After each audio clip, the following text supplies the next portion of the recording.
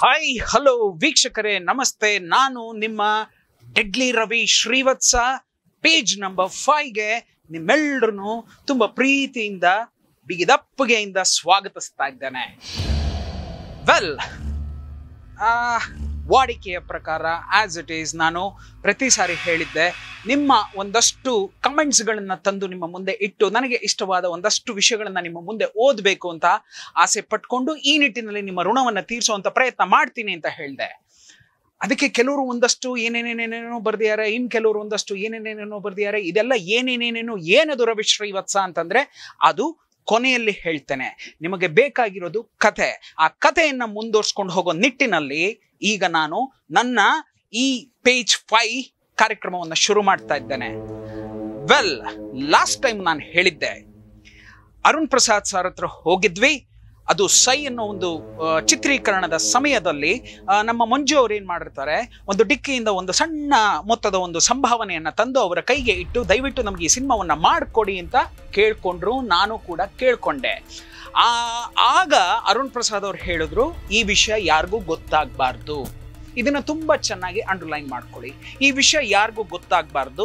ನಾನು ಈ ಸಿನಿಮಾ ಅಲ್ಲಿ ಒಂದು ನಿಟ್ಟಿನಲ್ಲಿ ನಿಮಗೆ ಸಹಾಯವಾಗಿದ್ದೀನಿ ಅನ್ನೋದು ಕೂಡ ನಿಮ್ಮಿಬ್ಬರನ್ನ ಬಿಟ್ಟರೆ ಬೇರೆ ಯಾರಿಗೂ ಗೊತ್ತಾಗಬಾರ್ದು ಅಂತ ಹೇಳ್ತಾರೆ. ನಾವಿಬ್ರು ತುಂಬಾ ಗೌಪ್ಯವಾಗಿ ಈ ವಿಷಯವನ್ನ ಮುಚ್ಚಿಡ್ತೇವೆ ಅಂತ ಹೇಳಿ ಅವರಿಗೆ ನಾವು ನಮ್ಮ ಪ್ರಾಮಿಸ್ ಅನ್ನ ಮಾಡಿರ್ತೇವೆ. ಈ ನಿಟ್ಟಿನಲ್ಲಿ ದಿನ ಬೆಳಗಾದ್ರೆ 6:30ಗೆ ನಾನು ಆದರ್ಶ ಎನ್ ಅಂತ ಹೇಳಿ ಗಾಂಧಿನಗರದ ಹೋಟೆಲ್, ಅಲ್ಲಿಗೆ ಹೋಗೋದು 6:30ಯಿಂದ 8:30. ನೆನಪಿರ್ಲಿ, 9 ಗಂಟೆಗೆ ನಾವು ಲೊಕೇಶನ್ ಅಲ್ಲಿ ಇರ್ಬೇಕು. ಹಾಗೆ 6:30ಯಿಂದ 8:30, 6:30ಯಿಂದ 8:30 ಈ ತರ ನಮ್ಮ ಕೆಲಸಗಳನ್ನ ಮಾಡ್ತಾ ಮಾಡ್ತಾ ಮಾಡ್ತಾ ಮಾಡ್ತಾ ಮುಂದುವರಿತೇವೆ. ನಿಮ್ಗೆ ಹೇಳಿದ್ದೆ, ಒಂದು ಕಡೆ ಸುದೀಪ್ ಸರ್ ಇಲ್ಲಿ ಸೈನಲ್ಲೂ ಸಿಗ್ತಾ ಇದ್ರು, ಅಲ್ಲಿ ನಲ್ಲಲ್ಲೂ ಸಿಗ್ತಾ ಇದ್ರು. ಸೊ ಎರಡು ಕಡೆ ಸಿಕ್ಕಿದಾಗ ಏನ್ ನಡೀತಾ ಇದೆ ರವಿ, ಏನ್ ನಡೀತಾ ಇದೆ ರವಿ ಇದ್ದಾಗ, ನನಗೆ ಇಲ್ಲಿ ಸ್ಕ್ರೀನ್ ಪ್ಲೇ ನಡೀತಾ ಇರೋದ್ರಿಂದ it is a second version. First version ಮುಗ್ದೋಗಿದೆ, second version. Final version hero ಮುಂದೆ ಯಾವಾಗ್ಲೂ ಕೂತ್ಕೋಬೇಕಾದ್ರೆ ತುಂಬಾ ಯಾವುದೇ ತರಹ ಒಂದು ಡೌಟ್ಸ್ ಇಲ್ದೇನೆ, ಏನು ಇಲ್ದೆ ಕೂತ್ಕೊಂಡು ಅವ್ರಿಗೆ ಒಂದು ಮನದಟ್ಟಾಗುವಾಗೆ ನಾವು ಸ್ಕ್ರೀನ್ ಪ್ಲೇನ ರೀಡಿಂಗ್ ಕೊಟ್ಬಿಟ್ವಿ ಅಂತ ತಿಳ್ಕೊಳ್ಳಿ. ಅವಾಗ ನಮ್ಗೆ ಮುಂದಿನ ಟೈಮ್ ನಲ್ಲಿ ಚಿತ್ರೀಕರಣದ ಸಮಯದಲ್ಲಿ ಯಾವುದೇ ಹಿಂಡ್ರನ್ಸ್ ಇರೋದಿಲ್ಲ, ಯಾವುದೇ ಹಂಪುಗಳು ನಮ್ಗೆ ಎದುರಾಗಲ್ಲ. ಆ ನಿಟ್ಟಿನಲ್ಲಿ ಸ್ವಲ್ಪ ಕಾಲಾವಕಾಶ ಬೇಕಪ್ಪ ಅಂತ ಹೇಳಿ ನನ್ನನ್ನು ನಾನು ತಯಾರಿ ಮಾಡ್ಕೋತಾ ಹೋದೆ.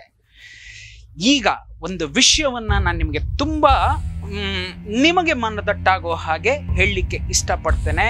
This is a note. ಚೆನ್ನಾಗಿ ಅಂಡರ್ಲೈನ್ ಮಾಡ್ಕೊಳ್ಳಿ.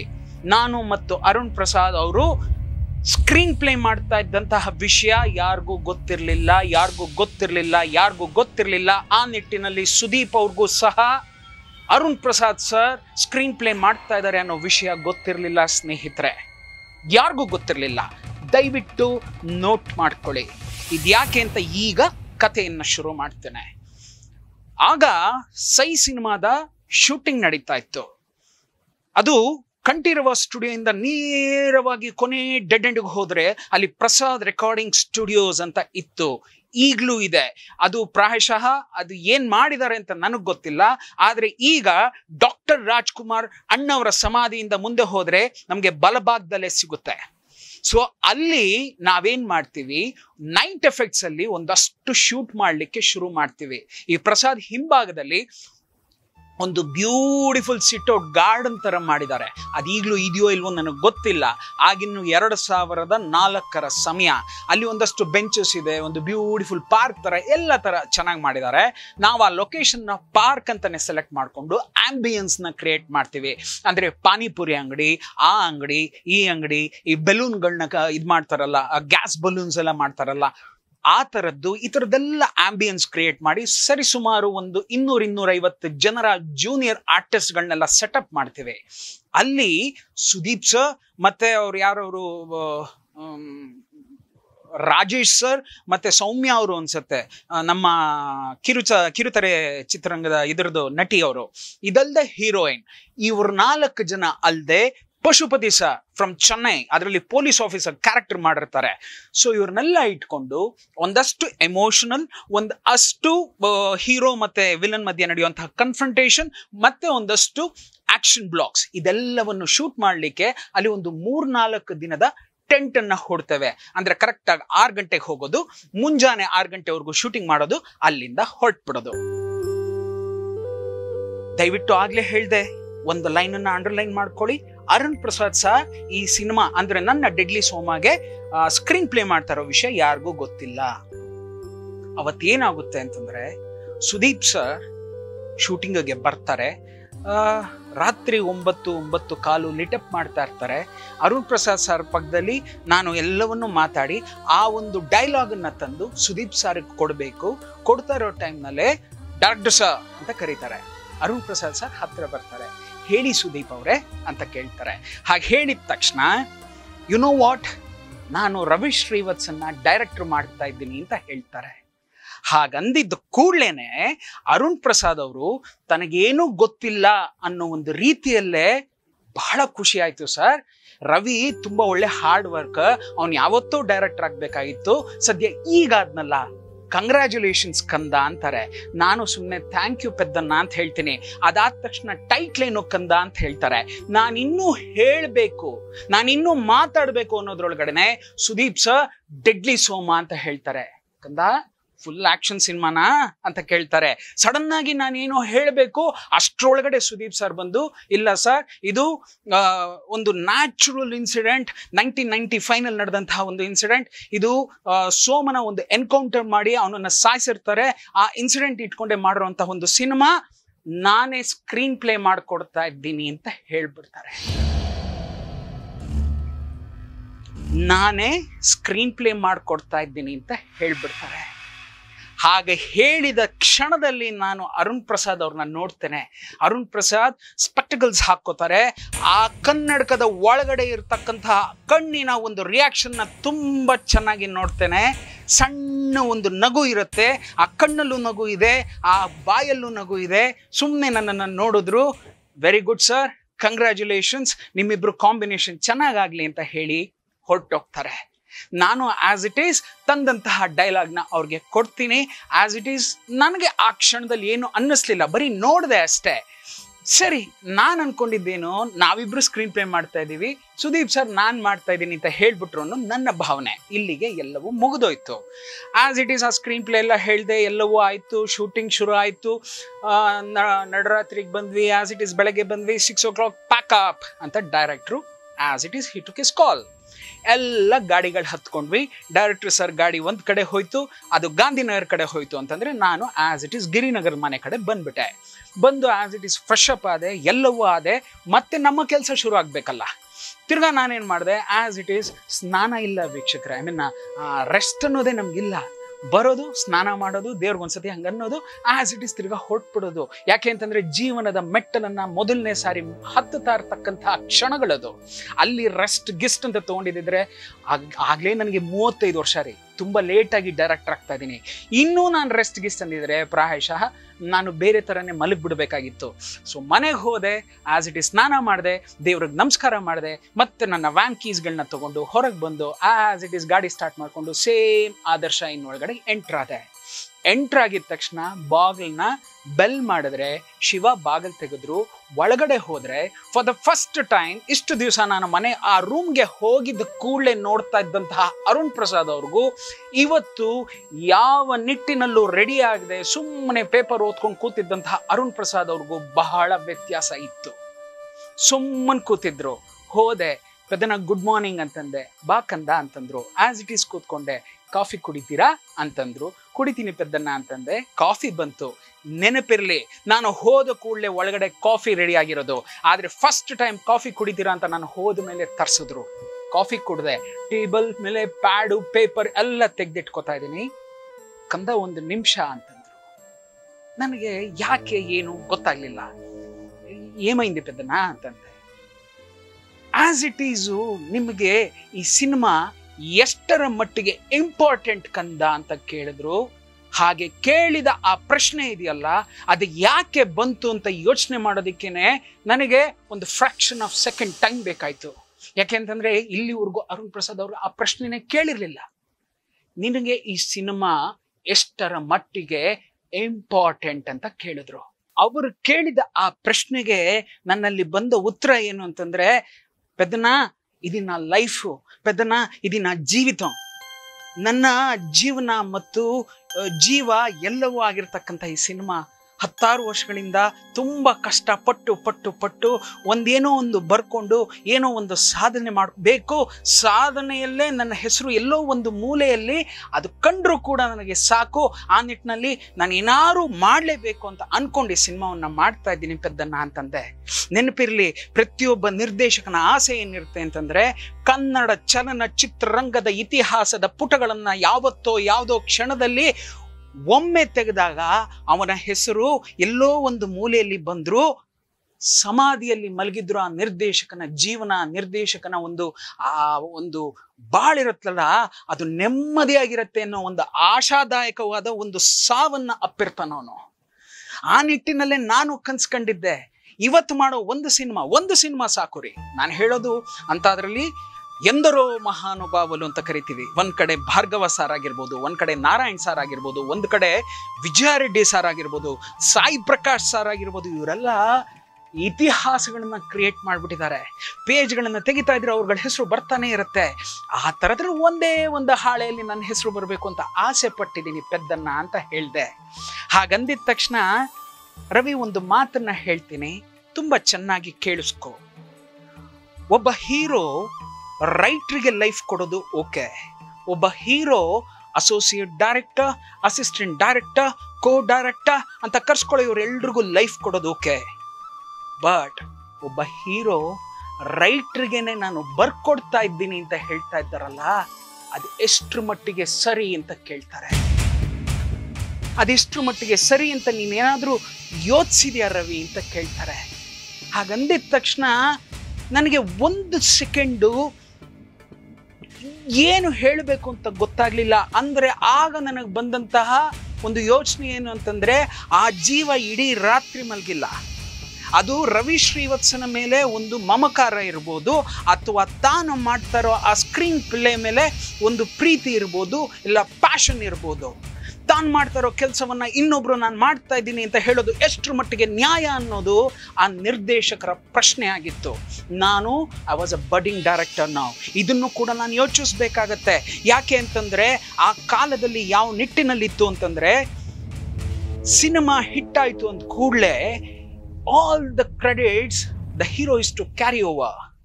ಅಂದ್ರೆ ಹೀಗೆ ಹೇಳಲಿಕ್ಕೆ ಇಷ್ಟಪಡ್ತೀನಿ, ನನ್ನ ಸಿನಿಮಾ ಏನಾದರೂ ಹಿಟ್ ಆಗಿದ್ದಿದ್ರೆ, ಅದು ಸುದೀಪ್ ಅವರು ಆ ಸಿನಿಮಾದ ನಾಯಕ ನಟರಾಗಿದ್ದಿದ್ರೆ, ಒಂದೇ ಮಾತು ಹೇಳಿರೋರು, ಇದು ಸುದೀಪ್ ಸರ್ ಇಂದ ಓಡ್ದಂತಹ ಡೆಡ್ಲಿ ಸೋಮಾ ಸಿನಿಮಾ, ಇದು ಸುದೀಪ್ ಅವರು ಅದ್ಭುತವಾಗಿ ಮಾಡಿದಂತಹ ಅಭಿನಯಿಸಿರ್ತಕ್ಕಂತಹ ಸಿನಿಮಾ, ಸುದೀಪ್ ಅವರು ಇದ್ದಿದ್ರಿಂದಲೇ ಈ ಸಿನಿಮಾ 100 days ಆಯ್ತು. ಎಲ್ಲವನ್ನೂ ಸುದೀಪ್ ಸಾರೇ ಮಾಡಿದ್ದಾರೆ.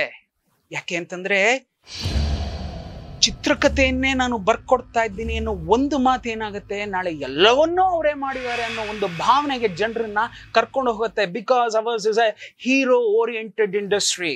It's not A technicians industry, it's heroes industry. ಈ ನಿಟ್ಟಿನಲ್ಲಿ ಆತ ಅಂದ್ರೆ ನನ್ನ ಡೈರೆಕ್ಟರ್ ಕೇಳಿದಂತಹ ಪ್ರಶ್ನೆಗೆ ನನ್ನ ಹತ್ರ ಉತ್ತರ ಇರಲಿಲ್ಲ. ಉತ್ತರಗಳನ್ನ ಹುಡ್ಕೊಂಡು ಹೋದಾಗ ಎಸ್, ಎಲ್ಲೋ ಒಂದ್ ಕಡೆ ಈ ಮಹಾನ್ ಭಾವ ನನ್ನ ಮುಂದೆ ಇಟ್ಟಿರೋ ಪ್ರಶ್ನೆನೇ ಕರೆಕ್ಟ್ ಅಲ್ವಾ? ನಾನು ಏನೋ ಸಾಧನೆ ಮಾಡಬೇಕು ಅಂತ ಬಂದಾಗ ನನ್ನ ಮಗುಗೆ ನಾನು ಕಷ್ಟಪಟ್ಟು ಬರಿತಾ ಇರ್ತಕ್ಕಂತಹ ಈ ಒಂದು ನನ್ನ ಸರಸ್ವತಿಯ ಆ ಎಳೆಗಳಿಗೆ ಮತ್ತೊಬ್ಬ ಬಂದು ನಾನು ತಂದೆ ಅಂತ ಹೇಳಿದ್ರೆ, ಇಲ್ಲ ನಾನು ತಾಯಿ ಅಂತ ಹೇಳಿದ್ರೆ, ನಾನು ಯಾವ ನಿಟ್ಟಿನಲ್ಲಿ ಒಪ್ಕೋಬೇಕಾಗುತ್ತೆ? ಕಷ್ಟ ಆಗುತ್ತೆ ಅಲ್ವಾ ಅಂತಂದೆ. ಹೇಳ್ದೆ, yes, what you are thinking is correct ಅದನ್ನ ಅಂತಂದೆ.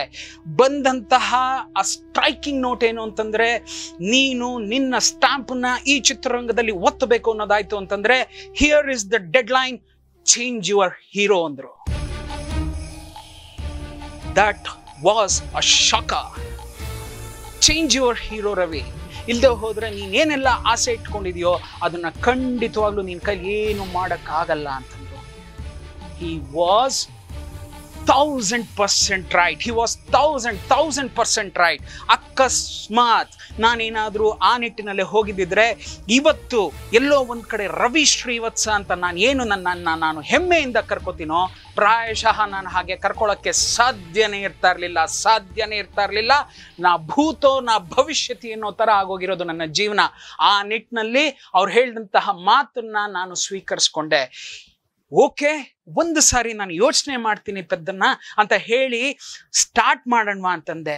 ಆಗ್ಲೂ ಅವ್ರು ತುಂಬಾ ಫ್ರಸ್ಟ್ರೇಟ್ ಆಗಿದ್ರು. ಅವ್ರು ಹೇಳ್ದಂತಹ ಮಾತು, ನೀನ್ ಯೋಚನೆ ಮಾಡ್ಕೊಂಡ್ ಬಂದು ನನ್ ಮುಂದೆ ಕೂತ್ಕೋ, ಆಮೇಲೆ ಕಂಟಿನ್ಯೂ ಮಾಡೋಣ ಅಂತಂದ್ಬಿಟ್ರು. ಅಂದ್ರೆ there was no other further go. ಯೋಚನೆ ಮಾಡಿ ಕೂತ್ಕೋ, ಆಮೇಲೆ ಮಾಡೋಣ ಅನ್ನೋ ತರದಲ್ಲಿ ಹೇಳಿ ನಾನು ಸ್ನಾನ ಮಾಡಿ ಬರ್ತೀನಿ ಕಂದ, ಹೊತ್ತಾಗತ್ತೆ. ಅಂದ್ರೆ ಆಲ್ರೆಡಿ 1.5 hour ಡಿಸ್ಕಷನ್ಸ್ ಆಗೋಯ್ತು. ಈ ಡಿಸ್ಕಷನ್ಸ್ ಆಗೋಯ್ತು. ಹಂಗಂದಿದ ತಕ್ಷಣ ಓಕೆ ಅಂತಂದೆ. ಕೆಳಗಡೆ ಬಂದೆ. ಅವ್ರು ಸ್ನಾನ ಮಾಡೋದಕ್ಕೆ ಅವ್ರಿಗೊಂದು ಪ್ರೈವಸಿ ಬೇಕಿರುತ್ತೆ, ಎಲ್ಲ ಇರುತ್ತೆ. ಬಂದು ಗಾಡಿ ಒಳಗೆ ಕೂತ್ಕೊಂಡು ಆ ಗಾಡಿನ ಯಾಕೋ ಬೇಸರದಿಂದ ಹೊರಗೆ ತೆಗ್ದೆ. ಆದರ್ಶದಿಂದ ಸ್ವಲ್ಪ ಮುಂದೆ ಬಂದು ರೈಟ್ ಅಂತ ಹೋಳ್ತು ಅಂತಂದ್ರೆ ಅಲ್ಲೊಂದು ಹ್ಯಾಟ್ರಿಕ್ ಸ್ಪೋರ್ಟ್ಸ್ ಅಂತ ಇರುತ್ತೆ. ಆ ಹ್ಯಾಟ್ರಿಕ್ ಸ್ಪೋರ್ಟ್ಸ್ ಇಂದ ಎದುರುಗಡೆನೆ ಲಕ್ಷ್ಮಿ ಹೋಟೆಲ್ ಅಂತ ಒಂದಿದೆ. ಅಲ್ಲೇ ನಾನು ನನ್ನ ಜೀವನದ ಮೊದಲನೇ ದಿನಗಳನ್ನ ನಾನು ಕಳೆದಂಥದ್ದು. ಅಲ್ಲಿ ರೂಮ್ ನಂಬರ್ 303. ಆಗ ತಾನೇ ನಾಗಣ್ಣ ಅವರು ಅಲ್ಲಿ ಲೇಡಿ ಪೊಲೀಸ್ ಮಾಡ್ತಾ ಇದ್ರು, ಹಲೋ ಡ್ಯಾಡಿ ಮಾಡ್ತಾ ಇದ್ರು. ಆ ಹೋಟೆಲ್ ನನ್ನನ್ನು ಒಳಗಡೆ ಕೈ ಬೀಸಿ ಕರ್ಕೊಂಡಿತ್ತು. ಸೊ ನಾನು ಅಲ್ಲಿ ಹೋಯ್ತು ಅಂತಂದ್ರೆ ಅಲ್ಲಿನ ಸೆಕ್ಯೂರಿಟಿ ಅವರು ಯಾರೇ ಆಗಿರ್ಲಿ ಯಾರು ನನ್ನನ್ನು ತಡೆಗಟ್ತಾ ಇರಲಿಲ್ಲ. ಅಂದ್ರೆ ಗಾಡಿ ಹಾಕೊಳಕ್ ನಂಗೆ ಅವಕಾಶ ಇತ್ತು, ಅಲ್ಲಿ ಕಾಲ ಕಳೆಯೋದಕ್ಕೆ ಅವಕಾಶ ಇತ್ತು, ಫ್ರೆಶ್ ಅಪ್ ಆಗೋದಕ್ಕೆ ನನಗೊಂದು ರೂಮ್ ಅಂತ ಕೊಡ್ತಾ ಇದ್ರು. ಅಷ್ಟು ಪ್ರೀತಿ ಇತ್ತು ಅಲ್ಲಿನ ಎಲ್ಲ ಸ್ಟಾಫ್ನವ್ರಿಗೆ. ಅಲ್ಲಿ ಹೋದೆ, ಗಾಡಿ ಹಾಕೊಂಡೆ, ಕೂತ್ಕೊಂಡೆ. 1 ನಿಮಿಷ ಕಣ್ಣಲ್ಲಿ ನೀರು ಬಂತು. ಇಷ್ಟೆಲ್ಲ ಮಾಡ್ತಾ ಬಂದೆ ಪರಮಾತ್ಮ. ಈಗ ಈ ಪ್ರಶ್ನೆಯನ್ನ ಮುಂದಿಟ್ಟಿದ್ಯಾ, ನಾನು ಏನ್ ಮಾಡಬೇಕು ಅಂತ ಕೇಳಿದೆ. ನನ್ನ ಎದುರಿಗೆ ಆ ಪಾರ್ಕಿಂಗ್ ಲಾಟ್ ಅಲ್ಲಿ ದೂರದಲ್ಲಿ ಗಣೇಶನ ಫೋಟೋ ಕ್ಯಾಲೆಂಡರ್ ಒಂದು ನೇತು ಹಾಕಿದ್ರು. ಆ ಕ್ಯಾಲೆಂಡರ್ನ ದಿಟ್ಟಿಸಿ ನೋಡಿದೆ. ಇದಾ ನನಗೆ ನೀನು ಕೊಡ್ತಾ ಇರುವಂತಹ ಉತ್ತರ ಅಂತ ಕೇಳಿದೆ. ಈ ಪ್ರಶ್ನೆಗೆ ನಾನು ಏನಂತ ಉತ್ತರ ಕೊಡ್ಲಿ? ಈ ಕೂಡಲೇ ನಾನು ಹೇಳಲಾ, ಇಲ್ಲ ನಾನು ನನ್ನ ಹೀರೋನ ಬದಲಾಯಿಸ್ಕೊಂಡ್ಬಿಡ್ತೀನಿ, ಏನಾದ್ರು ಮಾಡ್ಕೊಡಿ ಅಂತ ಗುರುಗಳಾದಂತಹ ಆ ವ್ಯಕ್ತಿಗೆ ನಾನು ಸುಳ್ಳು ಹೇಳಲಾ?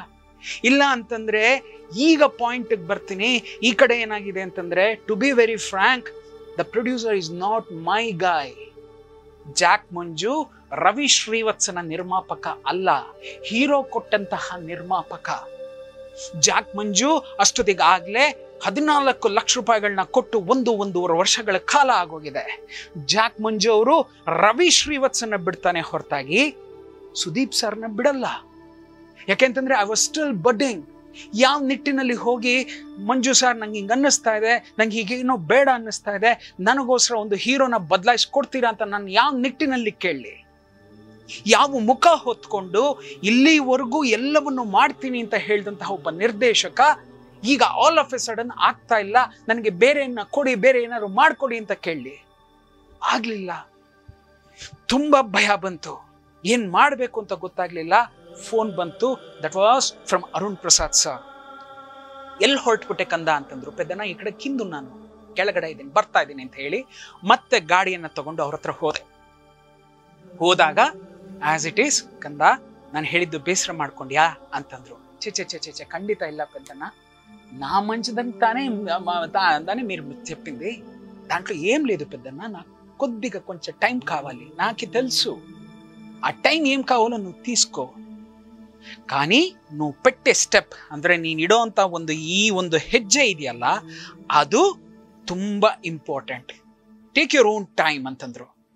ಅಲ್ಲಿಂದ ಆಸ್ ಇಟ್ ಈಸ್ ಇಬ್ರು ಒಳಗಡೆ ಕೂತ್ಕೊಂಡ್ವಿ, ಹೊರಟ್ವಿ. ಸೈ ಸಿನಿಮಾ ಶೂಟಿಂಗ್ ನಡೀತಾ ಇದ್ರು. ನನ್ನಲ್ಲಿ ಕಾಡ್ತಾ ಇದ್ದಂತಹ ಒಂದೇ ಪ್ರಶ್ನೆ ಏನು ಅಂತಂದ್ರೆ, ಈಗ ನಾನು ಸುದೀಪ್ ಸರ್ ಹತ್ರ ಏನ್ ಮುಖ ಹೊತ್ಕೊಂಡು ಹೋಗ್ಬೋದು, ಈಗ ನಾನು ಮಂಜು ಅವ್ರ ಹತ್ರ ಯಾವ ಮುಖ ಹೊತ್ಕೊಂಡು ನನಗೆ ಹೀರೋ ಚೇಂಜ್ ಮಾಡಿ ಅಂತ ಕೇಳ್ಬೋದು. ಏನು ಮಾಡಬೇಕು ಅಂತ ಗೊತ್ತಾಗದೆ ಆ ಕ್ಷಣ ರೀ, ಆ ಒಂದು ಕ್ಷಣದಿಂದ ದೇವರನ್ನ ಕೇಳ್ಕೊಳ್ಳಿಕ್ಕೆ ಶುರು ಮಾಡಿದೆ. ಪ್ರಾಯಶಃ ಇದನ್ನೇ ನಾನು ಹೇಳಿದ್ದು, ಯಾವ ಟೆಕ್ನಿಷಿಯನ್ ಇಲ್ಲ, ಯಾವ ಡೈರೆಕ್ಟರ್ ಕೂಡ ಅಂತ ಒಂದು ಮಟ್ಟದಲ್ಲಿ, ಅಂತ ಒಂದು ಉನ್ನತವಾದ ಸ್ಥಾನದಲ್ಲಿ ಇರ್ತಕ್ಕಂಥ ಹೀರೋ ನನಗೆ ಬೇಡ ಭಗವಂತ, ನನಗೆ ಇಷ್ಟವಾಗುವಂಥ ಒಬ್ಬ ಹೀರೋನ ಕೊಡು, ನಾನಿಲ್ಲಿ ಸಾಧನೆ ಮಾಡಕ್ಕೆ ಬಂದಿದ್ದೀನಿ ಅಂತ ಹೇಳಿ ದೇವರ ಮೊರೆ ಹೋಗ್ಲಿಕ್ಕೆ ಸಾಧ್ಯನೇ ಇಲ್ಲ. ಆದರೆ ರವಿ ಶ್ರೀವತ್ಸ ಆ ಕೆಲಸವನ್ನ ಪ್ರತಿ ಕ್ಷಣದಲ್ಲಿ ಮಾಡೋಕ್ಕೆ ಶುರು ಮಾಡ್ದ. ನಾನು ದೇವರನ್ನ ಒಬ್ಬನ್ನ ಕೇಳ್ಕೊಳ್ಳಿಕ್ಕೆ ಶುರು ಮಾಡಿದೆ. ನನಗೆ ಸಾಕು ಭಯ ಬರ್ತಾ ಇದೆ, ಸುದೀಪ್ ಸರ್ ಬೇಡ ನನಗೆ. ನಾನು ರೆಕಗ್ನೈಸ್ಡ್ ಹೀರೋ ಜೊತೆ ಕೆಲಸ ಮಾಡುವಂತ ಯೋಗ್ಯತೆಯನ್ನ ಹೊಂದ್ಕೊಂಡು ನಾನು ಬಂದಿಲ್ಲ. ನನಗೊಬ್ಬ ಚಿಕ್ಕದವ್ರು ಯಾರು ಕೊಡು ಪರಮಾತ್ಮ ಸಾಕು. ನಾನು ನನ್ನದು ಅನ್ನೋದಿಲ್ಲ, ಏನಾದ್ರು ನಾನು ಪ್ರೂವ್ ಮಾಡ್ಕೋಬೇಕು. ನನಗೆ ಬೇರೆಯವರ ಯಾವ ಅನುಕರಣೆ ಇಲ್ಲ, ನಾನು ಅನುಸರಿಸ್ಕೊಂಡು ಹೋಗೋದು ಇಲ್ಲ, ನಾನು ಮಾಡಿಕೊಟ್ಟಿದ್ದೀನಿ ಅಂತ ಹೇಳಿರೋ ಹಣೆಪಟ್ಟಿಯನ್ನು ಹೊಡ್ಕೊಂಡು ನಾನೊಬ್ಬ ನಿರ್ದೇಶಕ ಅಂತ ಹೇಳ್ಕೊಳ್ಳೋ ಒಂದು ಆ ಪ್ರಸಂಗ, ಆ ಒಂದು ಡೇ ಟು ಡೇ ಲೈಫ್ ಇದೆಯಲ್ಲ, ಅದು ಯಾವತ್ತು ಬರಬಾರ್ದು ಭಗವಂತ ಅಂತ ಅವತ್ತಿಂದ ಕೇಳ್ಕೊಳ್ಳಿಕ್ಕೆ ಶುರು ಮಾಡಿದೆ. ಇದಿಷ್ಟು ಹೇಳ್ತಾ ಈ ಕ್ಷಣದ ಈ ಒಂದು ಎಪಿಸೋಡ್ ಪೇಜ್ 5 ನಾನು ಇಲ್ಲಿಗೆ ಅಂತ್ಯ ಮಾಡ್ತಾ ಇದ್ದೇನೆ. ನಾನು ಅಲ್ಲೇ ನಿಮ್ಮನ್ನ ಕೇಳ್ಕೊಂಡೆ, ದಯವಿಟ್ಟು ದಯಮಾಡಿ ನಾನು ಹೇಳ್ದಂತ ಆ ಸಾಲನ್ನ ಅಂಡರ್ಲೈನ್ ಮಾಡ್ಕೊಳ್ಳಿ ಅಂತ ಹೇಳ್ದೆ. ನನ್ನ ನೆನಪಿದೆಯಾ? ಅದನ್ನ ಅಂಡರ್ಲೈನ್ ಮಾಡ್ಕೊಂಡಿದ್ದು ಈ ಎಲ್ಲ ವಿಷಯಗಳನ್ನು ಚೆನ್ನಾಗಿ ಯೋಚನೆ ಮಾಡಿ. Please, before commenting something, before commenting about character, before commenting XYZ blah blah blah ಮಾಡೋದಕ್ಕಿಂತ ಮುಂಚೆ ದಯವಿಟ್ಟು ಹೇಳ್ತಾ ಇದ್ದೀನಿ, ಯೋಚನೆ ಮಾಡಿ ಕಮೆಂಟ್ ಮಾಡಿ. ನನಗೆ ನಿಮ್ಮ ಆ ಒಂದು ಸುದೀಪ್ ಸರ್ ಮೇಲಿನ ಅಭಿಮಾನ ಎಷ್ಟಿದೆಯೋ ನನಗೂ ಅಷ್ಟೇ ಇದೆ ರೀ. ಪ್ರತಿಯೊಬ್ಬ ನಾಯಕ ನಟನ ಮೇಲೂ ಆ ಅಭಿಮಾನ ಇದೆ. ಆದರೆ ಒಬ್ಬ ನಿರ್ದೇಶಕನಾಗಿ ನಾನು ಗೆಲ್ಲಬೇಕು ಅನ್ನೋ ಸ್ವಾಭಿಮಾನನೂ ನನ್ನಲ್ಲಿರ್ಬೇಕಲ್ವಾ. ನನ್ನ ಬದುಕು ಮೊದಲು ಮುಖ್ಯ ಆಗತ್ತೆ. ಯಾಕೆ ಅಂತಂದ್ರೆ ಇಲ್ಲಿ ನನ್ನ ಹೆಸರನ್ನ ಕೆತ್ತಕ್ಕೋಸ್ಕರ ಬಂದಿದ್ದೀನಿ ಚಿತ್ರರಂಗದಲ್ಲಿ. ನಾನು ಸಾಮಾನ್ಯವಾಗಿ ಬರೀ ಮಣ್ಣು ಹೊರಲಿಕ್ಕೆ ಮಾತ್ರ ಬಂದಿಲ್ಲ. ನಾನಿಲ್ಲಿ ಒಬ್ಬ ಮೇಸ್ತ್ರಿ ಆಗಬೇಕು ಅಂತ ಆಸೆ ಪಟ್ಟೆ, ನಾನಿಲ್ಲಿ ಆ ಜಾಗದ ಒಡೆಯನಾಗಬೇಕು ಅಂತ ಆಸೆ ಪಟ್ಟೆ, ನಾನಿಲ್ಲಿ ನನ್ನದೇ ಆದ ಒಂದು ಪುಟ್ಟ ಗೂಡನ್ನು ಕಟ್ಕೋಬೇಕು ಅಂತ ಆಸೆ ಪಟ್ಟೆ. ಆ ಗೂಡು ಪ್ರತಿಯೊಬ್ಬರು ಮಾತಾಡೋ ಗುಬ್ಬಿ ಗೂಡಾಗಬೇಕು ಅಂತಾನೆ ಆಸೆ ಪಟ್ಟೆ. ಹಾಗಿರ್ಬೇಕಾದ್ರೆ ಆ ಗೂಡನ್ನು ಕಟ್ಟಿ ಆ ಗೂಡು ಮೇಲೆ ಮತ್ತೊಬ್ಬರು ಹೆಸರು ಹಾಕೋದು ಸರಿಯಲ್ಲ ಅನ್ನಿಸ್ತು. ಪ್ಲೀಸ್ ಕೇಳ್ಕೊತಾ ಇದ್ದೀನಿ.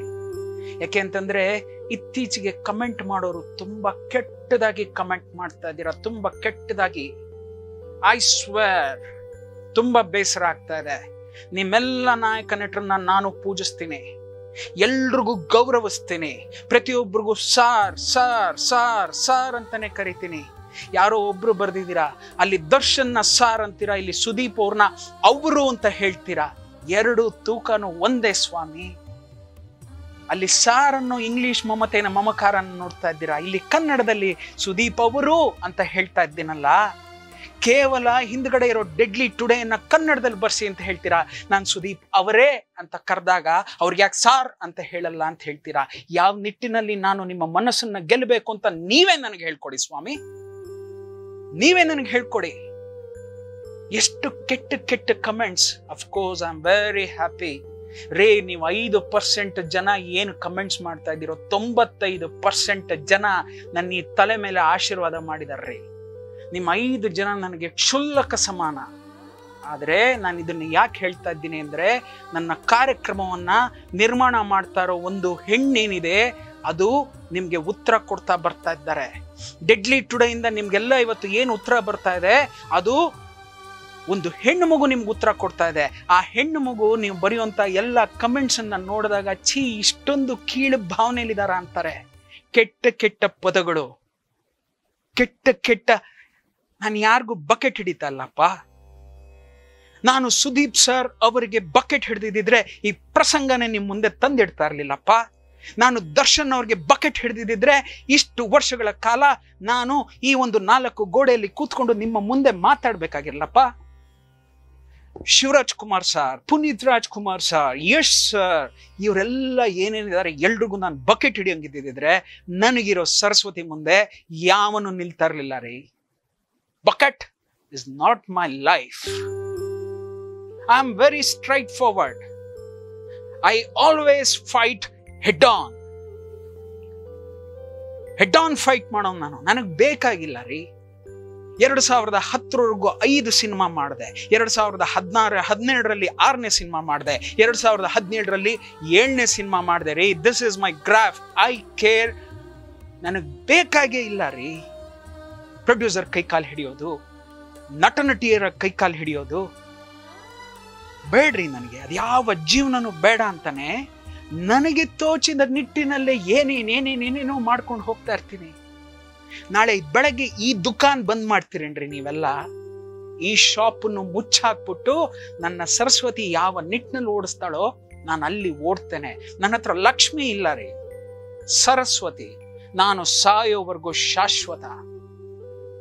ಚತುಸ್ಸಾಗರ ಪರ್ಯಂತಂ ಗೋಬ್ರಾಹ್ಮಣೇಭ್ಯಃ ಶುಭಂ ಭವತು. ಭರ್ಗವಚ್ಚವನ ಆಪ್ಲವಾಹನ ಆಂಗೀರಸ ಔರವ ಜಾಂಬದಗ್ನೇಯ ಪಂಚಾರುಷೇಯ ಪ್ರವರಾಂಬಿತ ಶ್ರೀವತ್ಸ ಗೋತ್ರ ಆಪಸ್ತಂಭ ಸೂತ್ರ ಯಶುಷಾಖ್ಯಾಧ್ಯಾಯ ಶ್ರೀ ದತ್ತಾತ್ರೇಯ ರವಿ ಶ್ರೀವತ್ಸ ಶರ್ಮನ್ನ ಹಂಬೋ ಅಭಿವಾದಯೇತ್ ಅನ್ನೋ ಈ ನನ್ನ ಪ್ರವರ, ಈ ನನ್ನ ಬ್ರಾಹ್ಮಣತ್ವ, ಇದೆಲ್ಲ ಏನೇನೇನೇನೇನೇನು ನನ್ನ ತಂದೆ ತಾಯಿ ಎಲ್ಲರೂ ಬಿಟ್ಟು ಹೋಗಿದಾರೋ ಇದೆಲ್ಲವನ್ನು ನಾನು ಅಳವಡಿಸ್ಕೊಂಡು ಏನು ಬದುಕ್ತಾ ಇದ್ದೀನೋ ಇದನ್ನ ನಂಬುದ್ರು ಕೂಡ ನನ್ನ ಜೀವನ ನಡೆದು ಹೋಗುತ್ತೆ ರೀ. There is no end for Ravi Srivatsa. If you think your comments can stop me, and if that fine day it comes in front of me, I'm ready. But think once. ನನಗೆ ಬೇಸರ ಆಗ್ತಿಲ್ಲ, ಆದರೆ ಈ ಒಂದು ಕಾರ್ಯಕ್ರಮವನ್ನು ಮಾಡ್ತಾ ಇರ್ತಕ್ಕಂಥ ಒಂದು ಹೆಣ್ಣುಮಗು ನಮ್ಮ ಇಂಡಸ್ಟ್ರಿ ಬಗ್ಗೆ ತುಂಬಾನೇ ಬೇಸರ ಮಾಡ್ಕೋತಾರೆ. ಆ ನಿಟ್ಟಿನಲ್ಲಿ ಎಷ್ಟೋ ಜನ ಹೆಣ್ಮಕ್ಳು ಕಾರ್ಯಕ್ರಮಗಳನ್ನ ನೋಡ್ತಾರೆ, ಕಮೆಂಟ್ಸ್ಗಳನ್ನ ನೋಡ್ತಾರೆ, ಅವ್ರುಗಳು ಬೇಸರ ಮಾಡ್ಕೋತಾರೆ.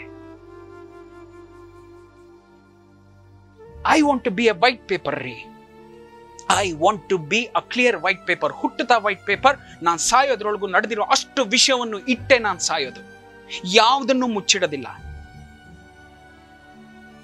ಇಷ್ಟನ್ನ ಹೇಳ್ತಾ ನೀವಿನ್ನೂ ಏನಾದ್ರು ಕಮೆಂಟ್ಸ್ ಅನ್ನ ಕೆಟ್ಟದಾಗ ಮಾಡಬೇಕು ಅನ್ನೋ ಆಸೆ ಪಟ್ಟಿದ್ರೆ ಮಾಡಿ. ನಾನು ಯಾವುದೋ ಲಾಸ್ಟ್ ಟೈಮ್ ಹೇಳಿದ್ದೆ, ನಿಮ್ಮಲ್ಲಿ ನಾನು ನನ್ನ ತಾಯಿಯನ್ನ ನೋಡ್ತಾ ಇದ್ದೀನಿ ಅಂತ. ಇದಕ್ಕಿಂತ ಒಂದು ದೊಡ್ಡ ಲೈನ್ ನಾನು ಹೇಳಲಿಕ್ಕೆ ಸಾಧ್ಯ ಇಲ್ಲ. Please be very careful before commenting. ತಪ್ಪುಗಳನ್ನ ತೂಕ ಹಾಕುವಂತಹ ನೀವು ನ್ಯಾಯಾಧೀಶರು ಅಂತ ಕೇಳ್ಕೊಂಡಿದ್ದೀನಿ ರೀ. ನೀವು ದೇವರುಗಳ ಸಮಾನ ಅಂತ ಹೇಳ್ತಾ ಇದ್ದೀನಿ. ಅನ್ನದಾತರೆ ನಿಮ್ಮ ಪಾದಾರವಿಂದಗಳಿಗೆ ನನ್ನ ಕೋಟಿ ನಮನಗಳು ಅಂತ ಹೇಳ್ತೀನಿ. ಇದಕ್ಕಿಂತ ಇನ್ನೇನು ನಾನು ಕೇಳಲಿ ನಿಮ್ಮನ್ನ. ಆದರೆ ಹರಸಿ, ಆಶೀರ್ವದಿಸಿ, ಪ್ರೋತ್ಸಾಹಿಸಿ. ಇಲ್ಲ ಅಂತಂದ್ರೆ ಡೆಡ್ಲಿ ಅದ್ಯಾವುದೋ ಅದನ್ನ ಮುಚ್ಚಾಕ್ದಂಗೆ ನಾನು ಖಂಡಿತವಾಗ್ಲೂ ಹೇಳ್ತೀನಿ, ಹೋಗ್ತಾ ಇರ್ತೀನಿ ನನ್ನ ಪಾಡಿಗೆ. ನಾನು ಬದುಕೋನ್ಗೆ 100 ದಾರಿ, ಹುಚ್ಚಾಪಟ್ಟೆ ಮಾತಾಡೋನ್ಗೆ ಒಂದೇ ದಾರಿ. ಅವನಿಗದ್ ಬಿಟ್ರೆ ಬೇರೆ ಏನು ಬರಕ್ ಸಾಧ್ಯನೇ ಇಲ್ಲ. ಗುಡ್ ಬೈ, ನಮಸ್ತೆ.